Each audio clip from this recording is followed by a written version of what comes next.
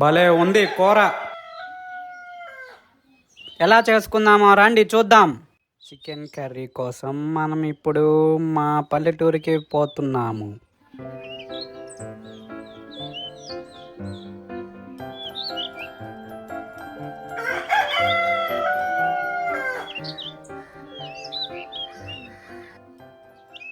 First మనం చికెన్ని బాగా కడుక్కుందాం 3 టైమ్స్. చికెన్ని ఉడకపెట్టుకుందాం. ఆనియన్స్ బాగా వేగిన తర్వాత టమాటోస్ వేసుకుందాం. దాని తర్వాత చిల్లీస్ వేసుకుందాం.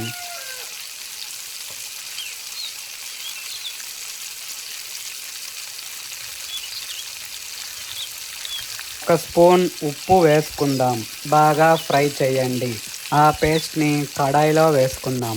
ఆ పేస్ట్ బాగా వేగిన తర్వాత ఆయిల్ మొత్తం పైకి వస్తుంది. హోమ్ మేడ్ కారం వేసుకుందాం. బాగా ఫ్రై చేయండి. ఉడకపెట్టిన చికెన్ వేసుకుందాం. ఉడకపెట్టిన చికెన్ వాటర్ని పోసుకుందాం.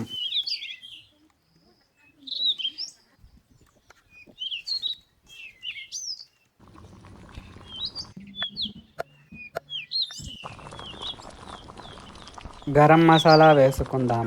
దంచుకున్న ధనియాల పొడి వేసుకుందాం.